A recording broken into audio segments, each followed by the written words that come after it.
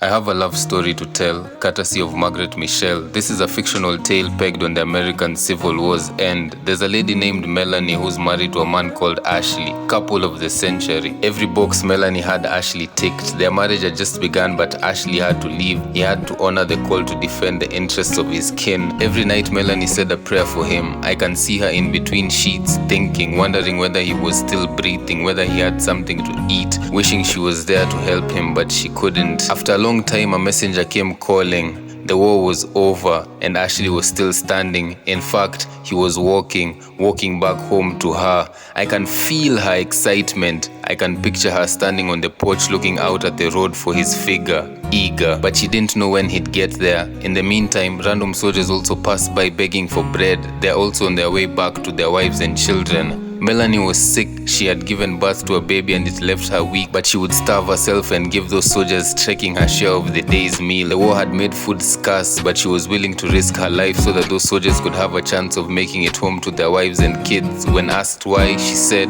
"Perhaps somewhere out there another lady is also giving my Ashley something to eat, enabling him to get back home to me. Jesus said, do unto others what you would want others to do unto you. You get what you give. You can't treat people badly and expect the opposite. Bishop Oyedepo said, what you give, you can't lack."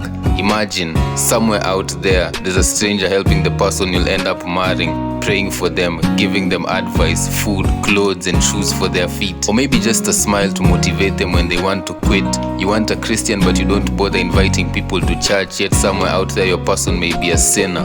The door is open for them to change, but they're waiting for someone like you to draw them in. We look at people based on what they are now, not what they can become eventually. Someone said the people making money from big companies like Apple and Nike invested in them 25 years in the past. Nothing good comes easy. It's work and waiting. Galatians 6:7 reads, "Whatsoever man sows is what he reaps." Sow happiness and that's what you'll end up getting. Sow deceit and you'll harvest it in plenty. What you plant is what will grow. I didn't look at it that way though. Life looked like a series of isolated events, but after I understood the principle of seed time and harvest, it all made sense. Nothing just happens. Life is a culmination of our choices. I once found something good while running to do something good for someone else. That's no coincidence. It was me being rewarded accordingly. We are all Melanies waiting for our Ashleys. Ashley may be a person, job, thing, or opportunity. But how many people have you helped as you wait? How many job adverts have you shared? How many gifts have you given? How many opportunities have you created?